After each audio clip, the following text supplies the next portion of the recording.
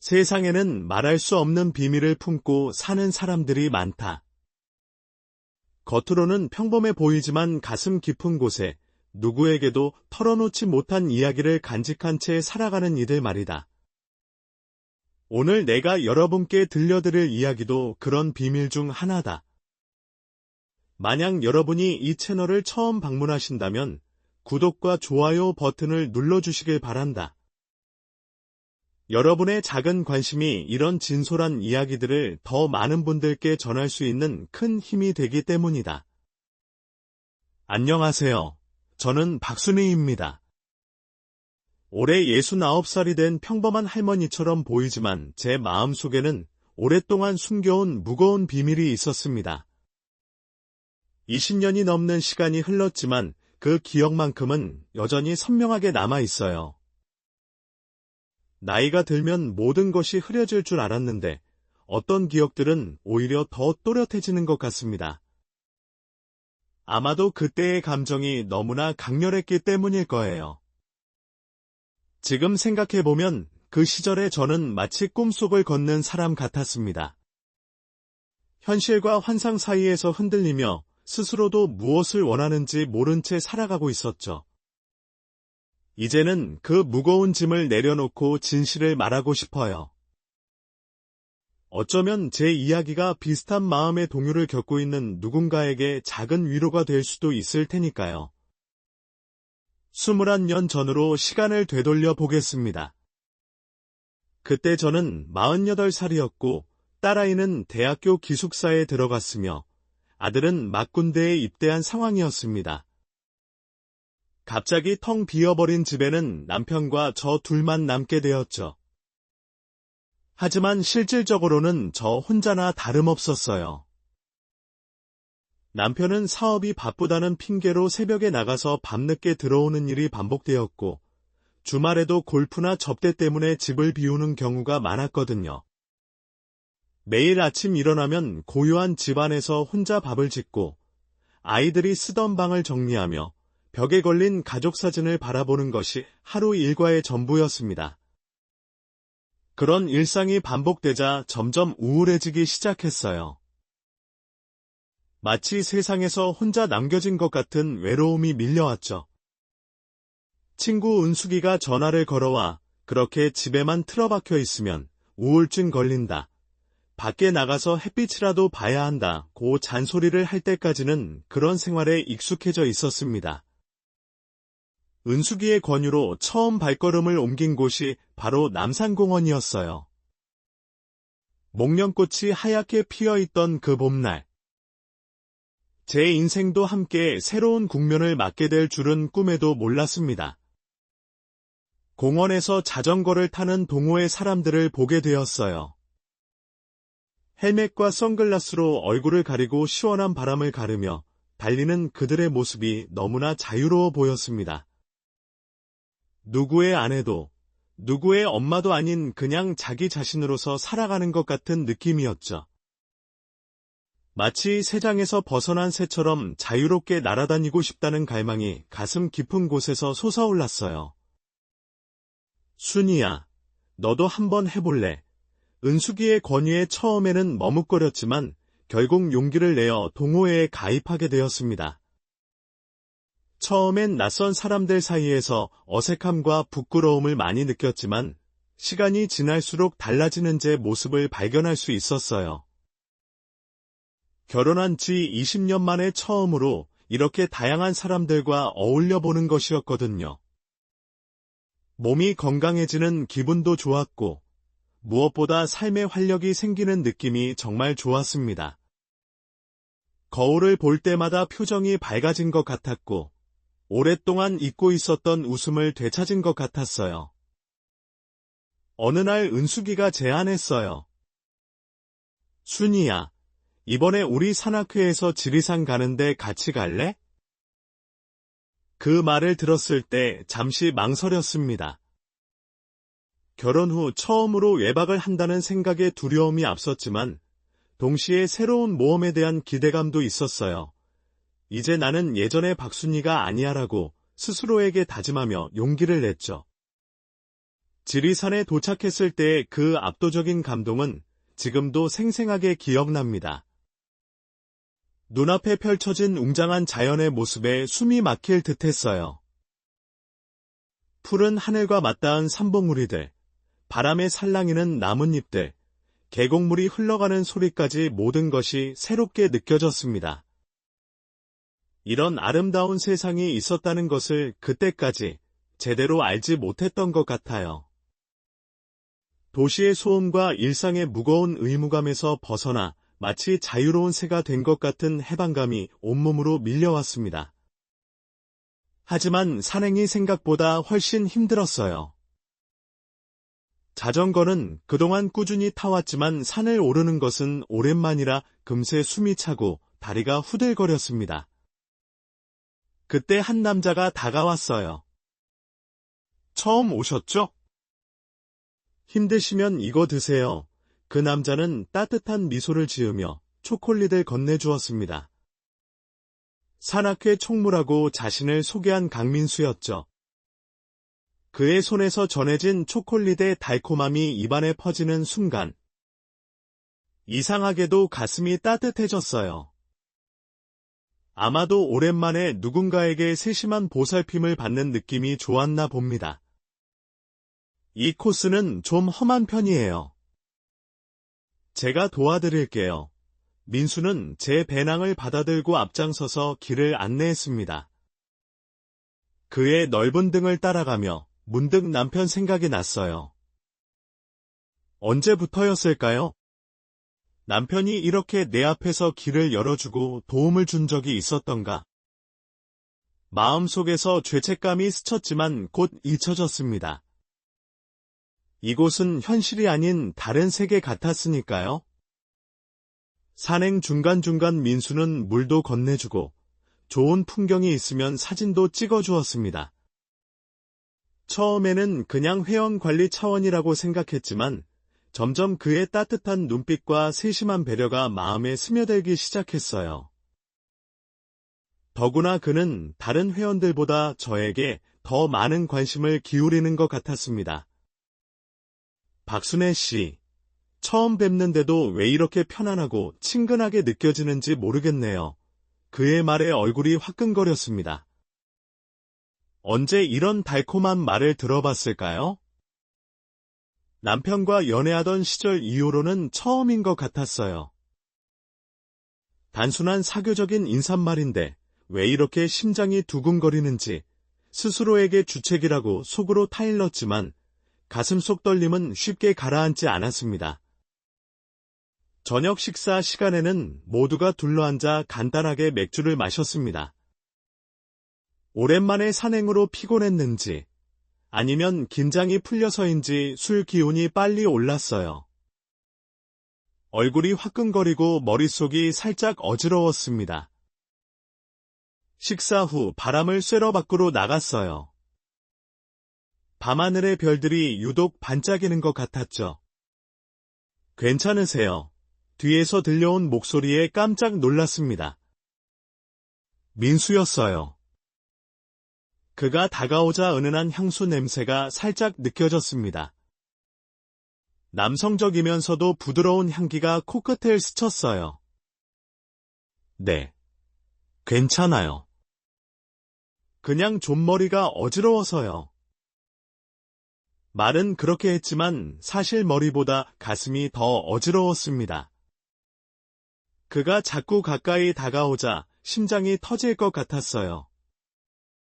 그 소리가 그에게 들릴까봐 조마조마했죠. 집에서 멀리 떨어져 있어서인지, 술 기운 때문인지, 아니면 오랜 시간 여자로서의 감정을 억눌러 왔기 때문인지, 그 순간만큼은 완전히 무장해제된 느낌이었습니다. 민수는 조용히 제 곁에 서서 밤하늘을 바라보았어요. 별자리를 가리키며 무슨 이야기를 했는지 정확히 기억나지 않습니다. 다만 그의 목소리 톤, 웃을 때 생기는 눈가의 주름, 손끝의 온기만 선명하게 기억나요. 어느 순간 우리의 눈이 마주쳤고 시간이 멈춘 것 같았습니다. 언제부터였을까요? 제가 먼저였을까요? 아니면 그가 먼저였을까요? 어느새 우리는 입을 맞추고 있었습니다. 처음에는 부드럽게, 그러다 점점 격정적으로 변해갔어요. 온몸이 전기에 감전된 것처럼 찌릿했습니다. 순간 이성이 돌아와 주변을 살폈습니다. 사람들이 찾을 텐데요. 제 걱정에 민수는 미소를 지으며 말했습니다. 걱정 마세요. 제가 간식거리 좀 사러 나간다고 다 말해뒀어요. 그의 말에 안심했을까요? 아니면 안심하고 싶었을까요? 어쩌면 모든 건 핑계가 필요했던 것뿐일지도 모릅니다. 자연스럽게 우리는 근처 숙박업소로 발걸음을 옮겼어요. 가는 내내 제 심장은 마구 뛰었고 손은 차가워졌습니다. 이게 정말 내가 하는 행동인가 하는 의문이 들었지만 그보다 더 강한 욕망이 저를 이끌었어요. 방에 들어서자 민수는 부드럽게 저를 끌어안았습니다. 그의 품은 따뜻했고 향기로웠어요. 오랜 시간 누군가에게 안기지 못했던 갈증이 한꺼번에 밀려왔습니다. 우리의 옷이 하나둘 바닥에 떨어졌고 두 사람의 온기가 하나로 합쳐졌어요. 그날 밤 나는 다시 여자가 되었습니다. 아내도 엄마도 아닌 그냥 한 명의 여자로서 말이에요. 신혼 때도 느껴보지 못한 황홀함에 눈앞이 뿌옇게 흐려지고 온몸에 전율이 흘렀습니다. 민수의 부드러운 손길과 달콤한 속삭임이 저를 완전히 다른 세계로 데려갔어요. 이런 느낌 처음이에요. 우리는 환상의 궁합인 것 같네요. 민수의 말에 더욱 빠져들었습니다. 그의 품에 안겨 있으니 마치 오랜 여행 끝에 집에 돌아온 것 같은 안정감이 느껴졌어요. 이게 사랑일까? 아니면 그저 육체적 갈증의 해소일까? 그때는 그런 고민조차 할 수 없을 만큼 감정에 압도되어 있었습니다. 집에 돌아와서도 그날 밤이 계속 생각났어요. 남편 옆에 누워 있으면서도 민수의 체온과 숨결이 피부에 남아있는 것 같았습니다. 죄책감과 후회가 밀려오기도 했지만 그보다 더 강한 것은 다시 여자로 깨어난 기쁨이었어요. 그렇게 우리의 만남은 계속되었고 저는 제 외모에 신경 쓰기 시작했습니다. 거울 앞에서 보내는 시간이 길어졌고 오랫동안 신경 쓰지 않았던 화장품과 옷에 관심을 가지게 되었어요. 거울을 볼 때마다 예뻐지고 젊어진 것 같았고 피부도 윤기가 흘렀습니다. 오랜만에 미용실에 가서 머리도 바꿨죠. 친구들도 왜 이렇게 예뻐졌냐, 뭔가 분위기가 달라졌다고 물을 정도였습니다. 그럴 때마다 눈동 덕분이에요. 건강해져서 그런가 봐요라고 웃으며 넘겼지만 제 마음속에서는 비밀스러운 기쁨이 퍼져나갔어요. 사랑에 빠진 여자는 달라진다더니 정말이었습니다. 하지만 그 달콤한 행복이 오래가지 않을 거라는 걸 그때는 몰랐어요. 모든 행복에는 끝이 있는 법이니까요. 그 운명의 날이 오고야 말았습니다. 남편의 사업 거래처들과 부부 동반 모임에 나가게 된 날이었어요. 원래 민수와 만나기로 했던 날이라 가기 싫었지만 마침 민수도 안 된다고 해서 억지로 나가게 되었죠. 하지만 제 마음은 여전히 그에게 가 있었어요. 화장대 앞에서 평소보다 더 신경 써서 화장을 하고 새로 산 원피스를 입었습니다. 남편은 왜 이렇게 차려입었냐고 물었지만 오랜만에 모임이니까요 라고 대답했어요. 식당에 도착했을 때 사람들이 많아 어수선했습니다. 남편의 사업 파트너들과 인사를 나누는데 누군가가 뒤에서 제 이름을 불렀어요. 돌아보는 순간 가슴이 철렁 내려앉았습니다. 민수였어요. 그리고 그 옆에는 아름다운 여성이 서 있었죠. 그의 아내였습니다. 박순애 씨. 이런 곳에서 뵙네요. 민수의 목소리는 평소와 다르게 공식적이고 딱딱했어요. 마치 처음 만난 사람처럼 말하는 그를 보며 당혹스러움과 배신감이 동시에 밀려왔습니다. 그의 아내는 우아하게 미소 지으며 인사했어요. 자주 얘기 들었어요.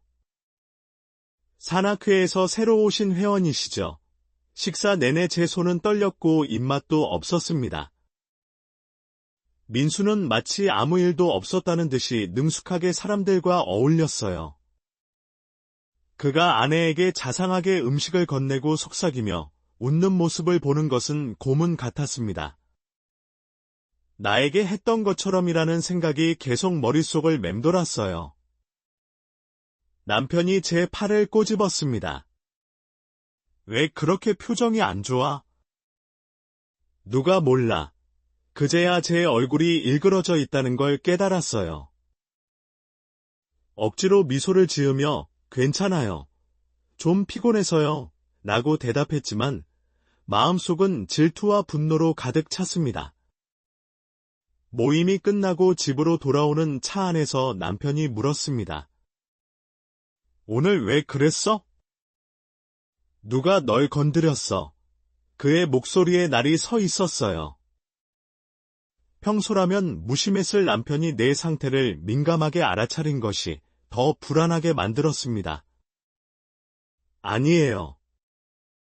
그냥 머리가 아파서요. 거짓말이 자연스럽게 나왔지만 남편은 믿지 않는 눈치였어요. 집에 도착하자마자 남편이 폭발했습니다. 박순애, 당신 뭐 숨기는 거 있지? 그의 눈빛이 날카로웠고 목소리는 떨렸어요. 요즘 핸드폰을 손에서 놓지 않고 자주 외출하고 옷도 왜 그렇게 사냐? 너 남자 생겼냐? 그 말에 온몸에 전율이 흘렀습니다. 어떻게 알았을까 하는 두려움과 함께 아들과 딸의 얼굴이 떠올랐어요. 그들이 이런 모습을 본다면 얼마나 실망할까? 갑자기 제가 하고 있는 일이 부끄러워졌습니다. 그런 일 없어요. 무슨 소리예요? 소리를 질렀지만 사실 저는 겁에 질려 있었어요. 남편은 더 이상 말하지 않고 침실로 들어갔습니다. 저는 이불을 덮고 울었어요. 갑자기 모든 것이 다 잘못된 것 같았습니다. 다음 날 저는 민수에게 만나자고 했어요. 그를 본 순간 심장이 뛰었지만 이번엔 사랑 때문이 아니라 분노와 두려움 때문이었습니다. 우리 이제 그만해요. 끝내요. 단호하게 말했어요. 하지만 민수는 제 손을 잡으며 달래듯 말했습니다. 무슨 일이에요? 어제 그건 그냥 사회생활이에요. 우리 사이는 특별해요. 그의 눈빛은 진심 어린 것 같았고 목소리는 다정했어요. 하지만 이제는 그 모든 것이 연기처럼 느껴졌습니다. 결국 또 약해졌어요. 그의 말에 설득되어 관계를 계속했지만 이젠 전과 달랐습니다. 늘 주변을 경계했고 남편의 눈치를 봤어요. 그리고 민수의 말 한마디 한마디를 의심하기 시작했죠. 하지만 이런 의심조차도 사랑이라는 이름으로 덮었습니다. 그러나 행복은 오래가지 못했어요. 어느 날 집으로 낯선 여성이 찾아왔습니다. 민수의 아내였어요. 그녀는 조용히 봉투를 내밀었습니다. 거기에는 저와 민수의 사진들, 그리고 다른 여성들과 민수의 사진도 있었죠. 당신만이 아니에요. 그는 여러 여자에게 똑같은 말을 해요. 세상이 무너지는 느낌이었습니다. 결국 모든 것이 폭로되었고 파국을 맞았어요. 가장 충격적인 건 민수의 태도였습니다. 그는 돌변해서 그녀가 저를 꼬셨어요. 라며 아내에게 빌더군요. 그리고 저에게는 남편에게 가서 빌어라. 다시는 연락하지 말라고 했습니다. 비참했어요. 아무 말도 할 수 없었습니다. 세상의 빛이 사라진 것 같았죠. 남편은 격분했어요. 당신 빌기라도 해야 하는 거 아니야. 라며 화를 냈고. 알고 보니 그도 다 알고 있었던 거였습니다. 알면서 모른 척했던 거죠. 아침에 눈을 뜨면 가장 먼저 드는 생각은 오늘은 민수가 연락할까였어요. 마치 사춘기 소녀처럼 설레는 마음으로 하루를 시작했습니다. 그와의 만남이 계속될수록 내 삶은 완전히 달라졌어요. 매일 아침 일어나 화장을 하고 옷을 고르는 시간이 행복했습니다. 거울 속 내 얼굴이 다시 웃고 있었거든요. 평소에는 무심코 지나치던 화장품 가게 앞에 서서 새로운 립스틱을 살펴보고 옷가게 쇼윈도에 진열된 원피스를 유심히 보게 되었어요. 피부가 좋아진 것 같아 페이셜 관리도 받으러 갔습니다. 돈을 쓰는 것이 아깝지 않았죠. 나를 위한 투자였으니까요.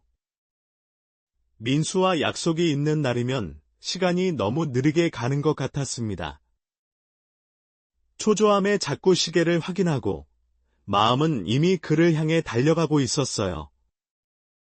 시어머니를 병원에 모시고 간다거나 친구와 점심 약속이 있다는 핑계를 대며 집을 나섰죠.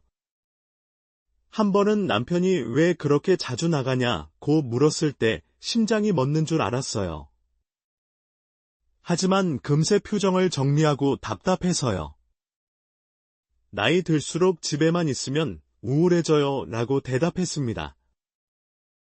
여자의 차림새와 화장은 거짓말의 완벽한 동반자였어요.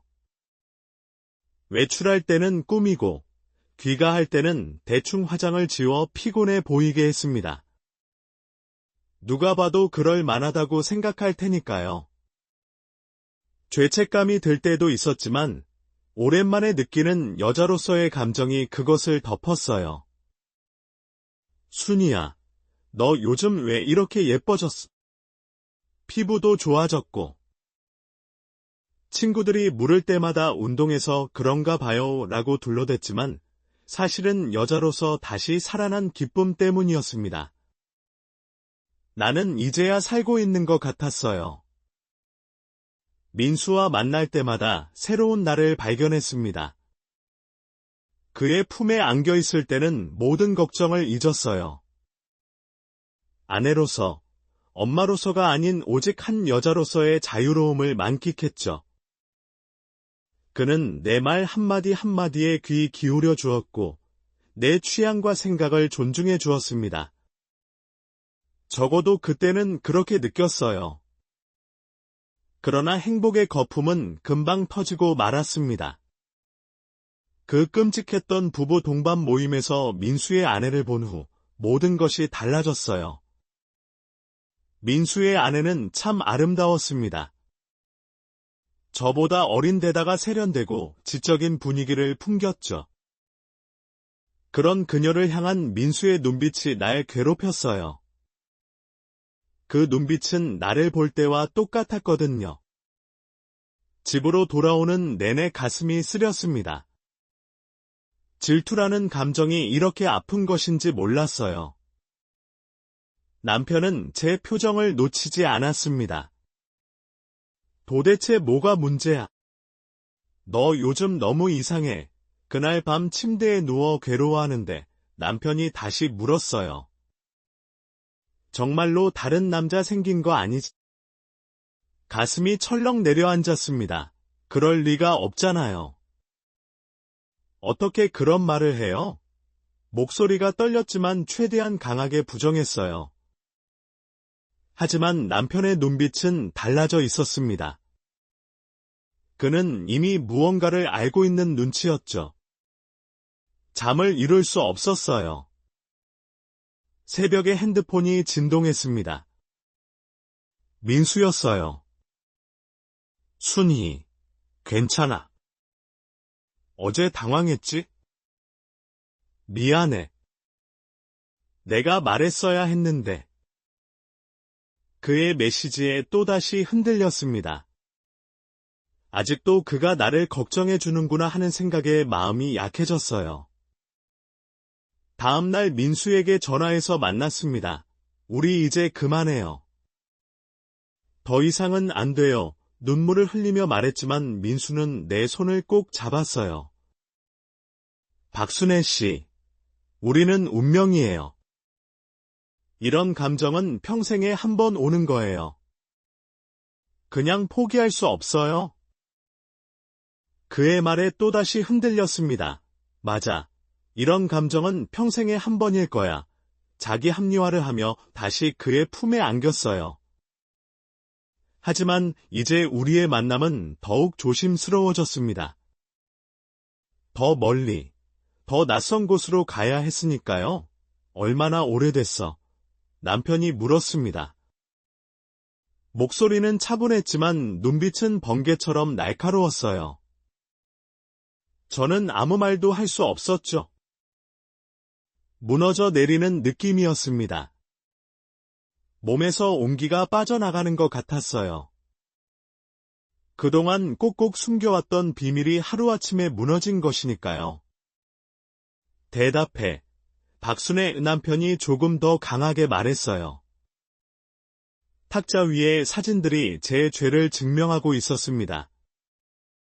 거기에는 민수와 손을 잡고 걸어가는 모습, 카페에서 마주보고 웃는 모습, 심지어 호텔 로비에 들어가는 장면까지 담겨 있었죠. 모든 것이 명백했어요. 도망칠 구멍이 없었습니다. 머릿속이 하얘졌어요. 어떻게 이 사진들을 구했을까? 누가 우리를 미행했던 걸까? 공포와 수치심, 그리고 죄책감이 한꺼번에 몰려왔습니다. 마치 제가 8살 때 어머니 화장품을 몰래 만지다 들켰을 때처럼 말이에요. 그때는 어머니가 꾸짖으셨지만 지금은 남편의 침묵이 더 무서웠습니다. 세 달쯤. 겨우 입을 열었지만 사실은 4개월이 넘었습니다. 조금이라도 죄를 줄이고 싶었나 봐요. 남편은 고개를 절레절레 흔들었어요. 눈에 실망감이 가득했습니다. 그 눈빛에 제 심장이 찢어지는 것 같았어요. 난 다 알고 있었어. 내가 처음 그 산악회에 갔을 때부터 남편의 말에 놀랐습니다.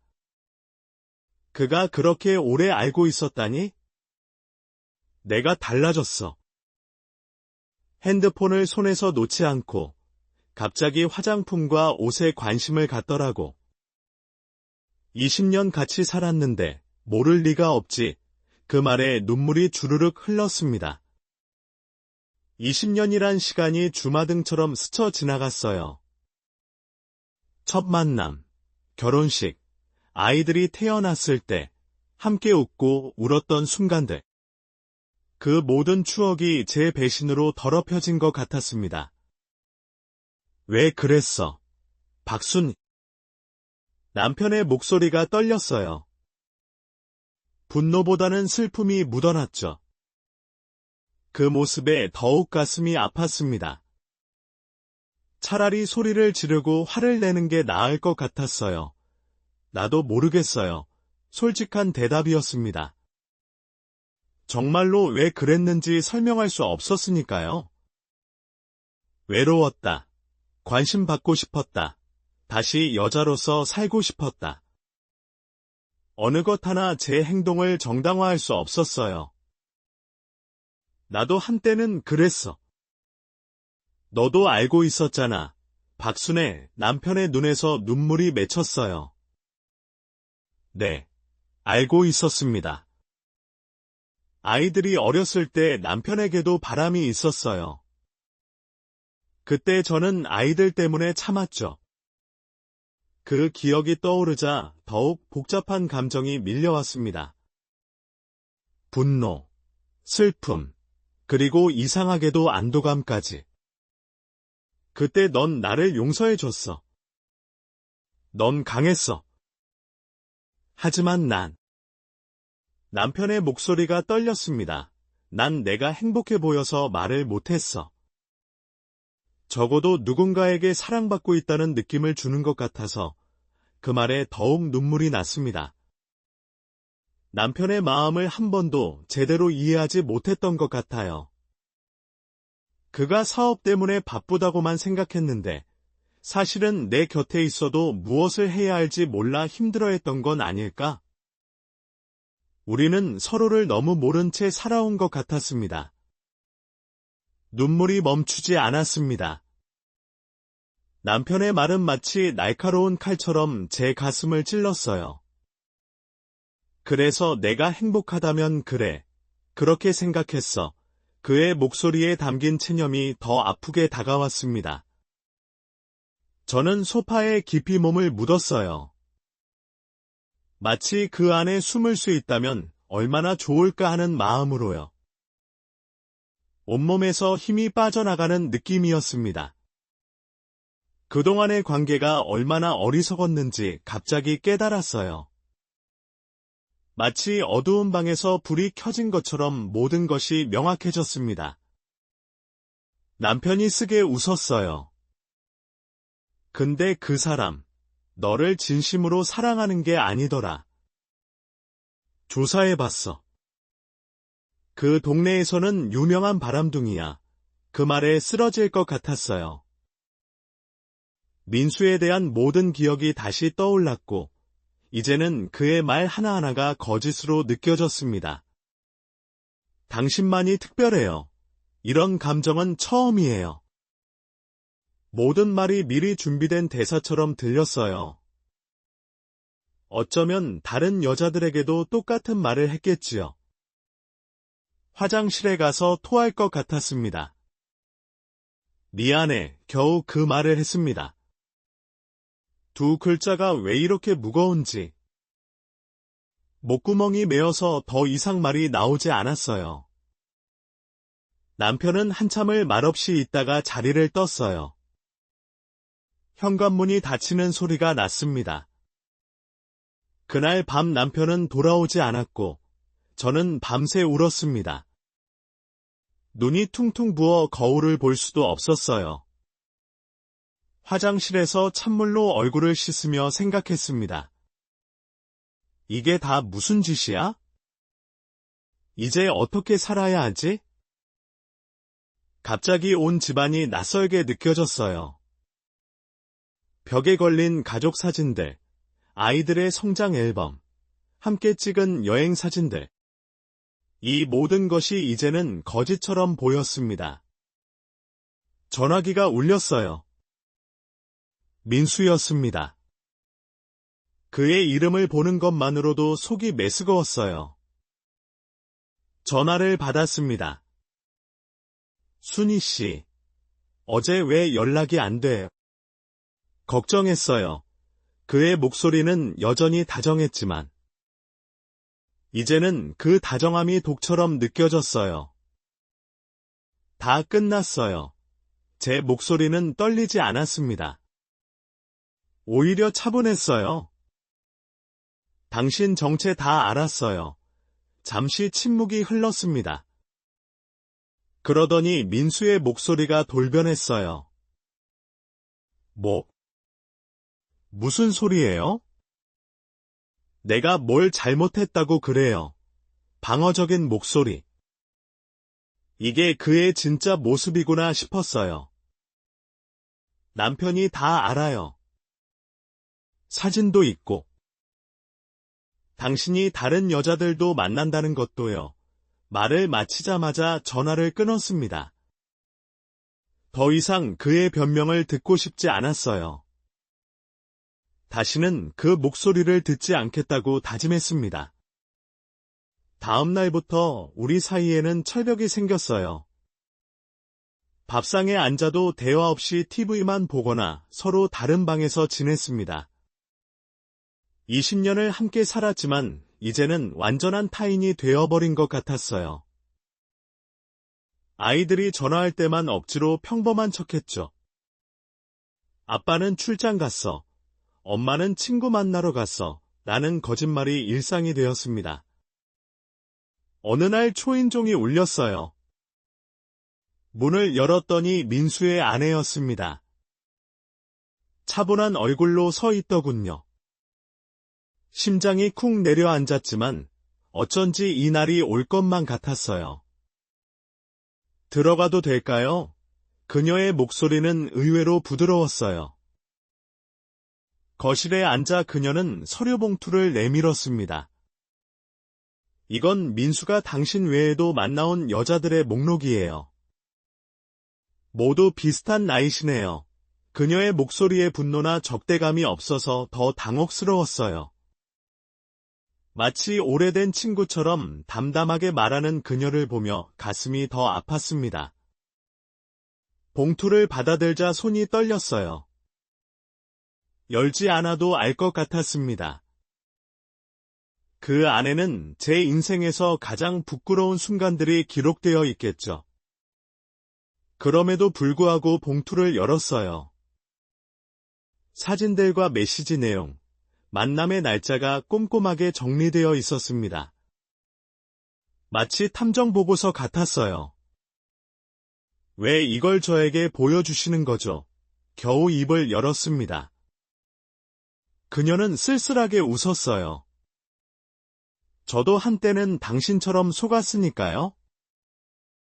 그 사람의 첫 번째 특별한 사람은 제가 아니었거든요. 그녀의 말에 온몸에서 힘이 빠졌어요. 그 순간 온기가 사라지고 차가운 현실만 남았습니다. 그는 어떤 여자가 취약해 보이면 접근해요. 말 한마디, 손길 하나로 그녀를 특별하게 만들죠. 그게 그의 취미예요. 민수의 아내는 담담하게 말했지만 그녀의 눈에도 상처가 보였어요. 얼마나 많은 밤을 울며 보냈을까 하는 생각이 들었습니다. 죄송해요. 제가 먼저 사과했어요. 그녀는 고개를 저었습니다. 당신 잘못이 아니에요. 우리 모두 피해자죠. 다만 이제 그만, 이 사람 때문에 고통받는 여자가 생기지 않았으면 해서요. 그녀의 말에 숨겨진 배려가 느껴졌어요. 그제야 울컥 눈물이 났습니다. 그녀가 떠난 후 집안은 더욱 고요해졌어요. 시간이 흘러도 상처는 쉽게 아물지 않았습니다. 남편과 저는 한 집에 살면서도 완전히 다른 세계에 있는 것 같았죠. 아침에 마주치면 어색하게 인사를 나누고 식사 시간에는 TV 소리로 침묵을 메웠어요. 아이들이 명절에 오면 억지로 웃는 연기를 했지만 딸아이는 눈치를 챘나 봐요. 엄마, 아빠랑 무슨 일 있어? 그 질문에 가슴이 찢어지는 것 같았지만 아니야. 그냥 나이 들어서 그래라고 둘러댔습니다. 딸아이의 눈에 의심이 가득했지만 더 묻지는 않았어요. 밤마다 텅 빈 침대에 누워 천장을 바라보며 생각했습니다. 내가 왜 이런 짓을 했을까? 돌이켜보면 모든 게 꿈 같았어요. 마치 다른 사람의 이야기처럼 느껴졌죠. 그 뜨거웠던 감정이 이제는 한 줌의 재처럼 식어버렸습니다. 어느 날 베란다를 정리하다가 옛날 앨범을 발견했어요. 남편과의 신혼여행 사진이 있었죠. 젊고 풋풋한 우리의 모습에 가슴이 절렸습니다.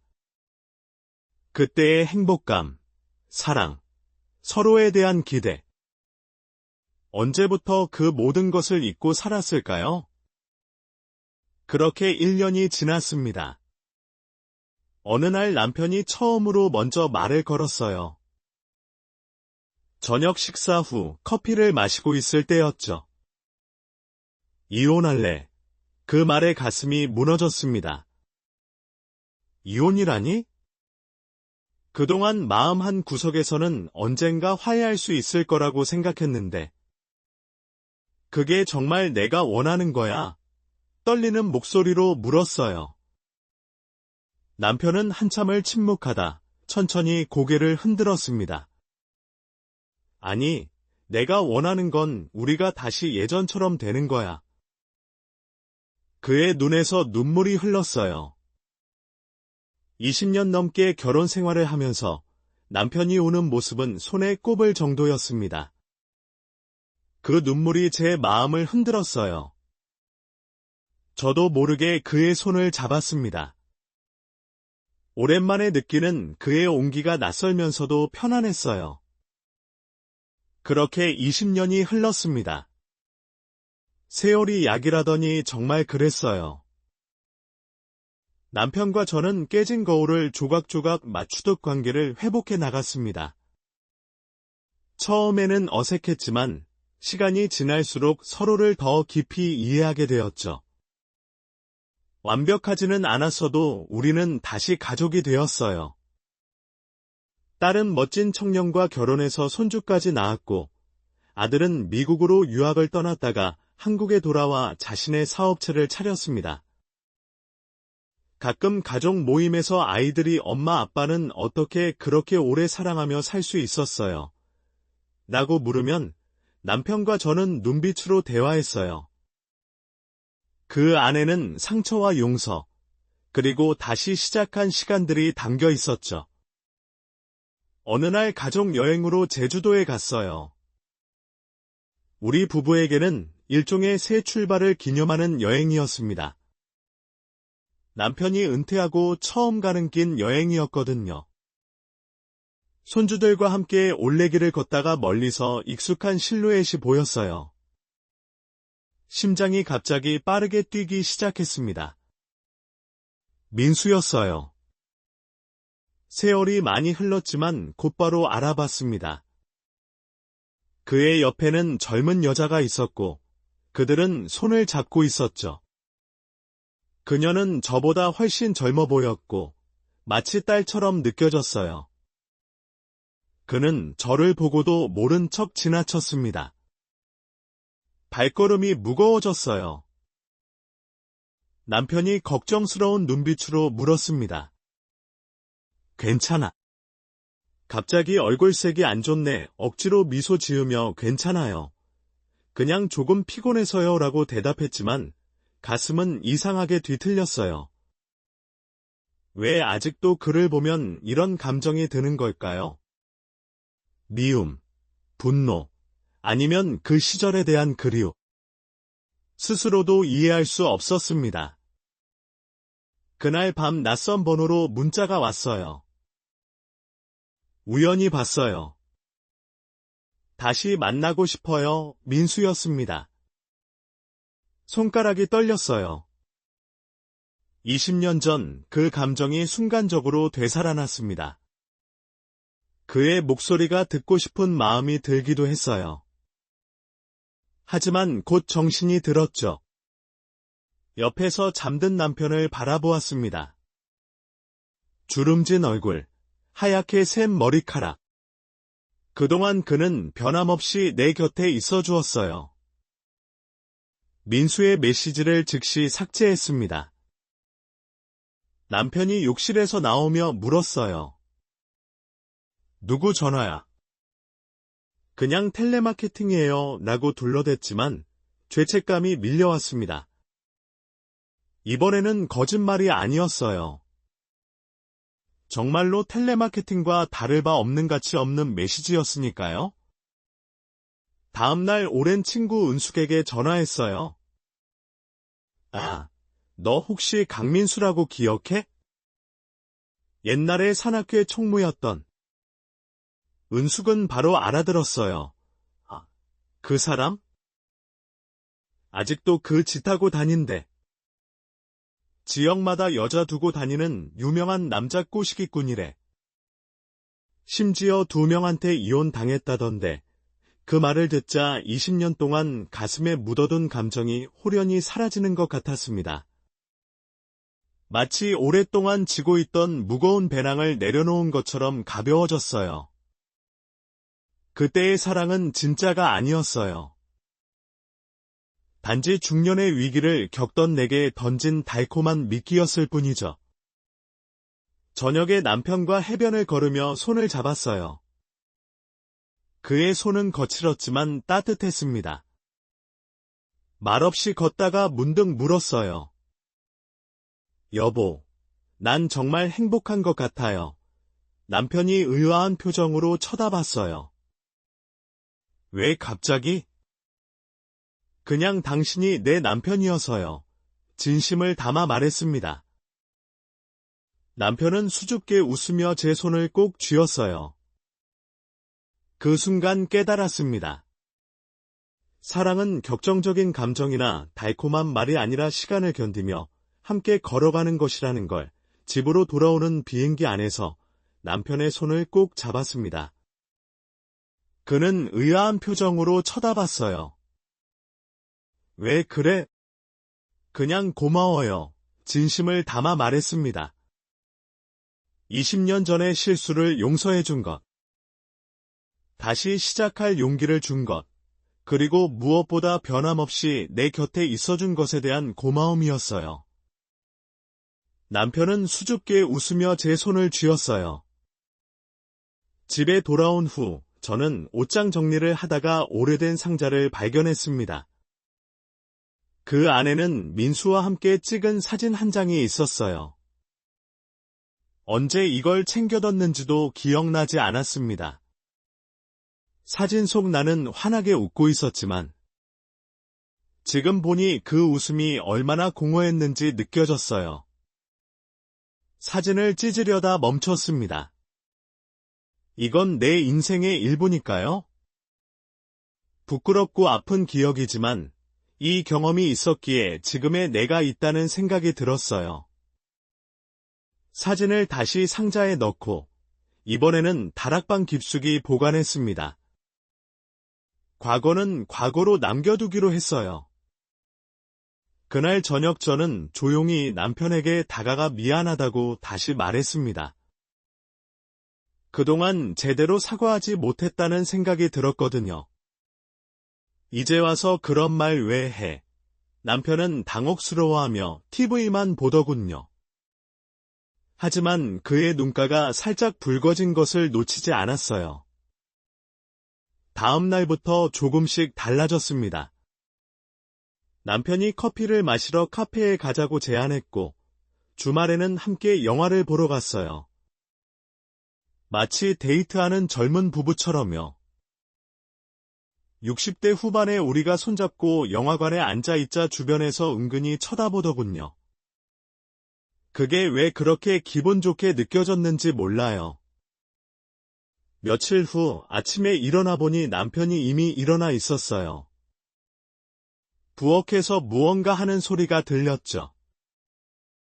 가보니 남편이 조심스레 커피를 끓이고 있었습니다.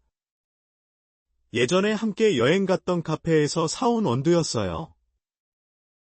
그 향기에 옛 추억이 떠올랐습니다. 이제 다시 우리 둘이서 말 좀 하고 살자. 남편이 커피 한 잔을 건네며 말했습니다. 그의 목소리에는 오랫동안 보지 못했던 따뜻함이 있었어요. 마치 오래된 나무처럼 묵직하고 편안한 울림이었죠. 함께 베란다에 나가 앉았습니다.